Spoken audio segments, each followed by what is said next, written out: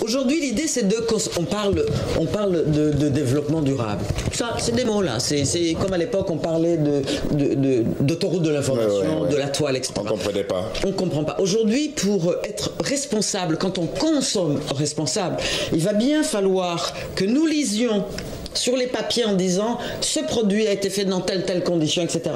Quand aujourd'hui on parle des chaussures qui sont fabriquées par des enfants, on ne veut pas consommer.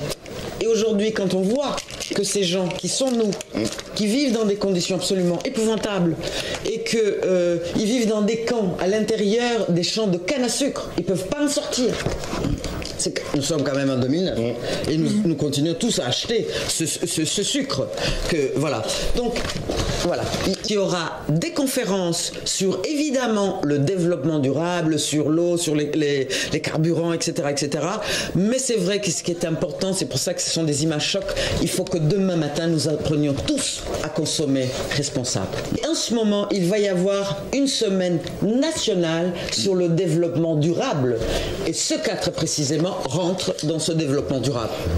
Alors, moi, ce que j'aimerais qu'on explique pour que tout le monde comprenne bien, c'est vrai, quand vous avez parlé d'autorité d'information et tout ça, c'est des mots qui font bien et on ne sait vraiment pas ce que ça veut dire. Développement durable, qu'est-ce que c'est? J'achète un livre, il faut que je sache d'où il vient, ce qui revient à celui qui l'a fabriqué, ce qui revient au producteur. Comment ça se passe? C'est-à-dire qu'aujourd'hui, dans ce cas très précis, en République dominicaine, nous avons des gens qui vivent comme des esclaves, dans des camps, qui fabriquent du sucre, de la canne à sucre, et nous, ici, à Paris ou ailleurs, nous le consommons. Donc l'idée, c'est de dénoncer ce genre de choses et d'aller plutôt acheter autre chose ou un autre sucre. Mais sur quoi reposerait l'économie si on refuse de consommer ces produits? Mais parce qu'il y a ceux-là qui trafiquent, mais à côté de ça, il y a d'autres qui le font d'une façon normale. D'accord.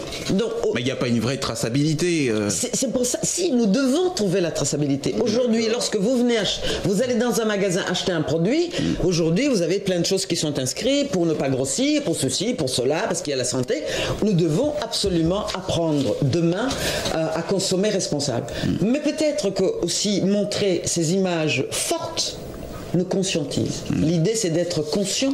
L'idée, c'est aussi de transmettre cette vision aux jeunes générations. Donc vous pensez que tout acte d'achat doit être responsabilisant? Absolument. Nous rentrons dans une crise et aujourd'hui, pour consommer, il faudra consommer. Toujours dans le combat, tant au Burundi qu'ici.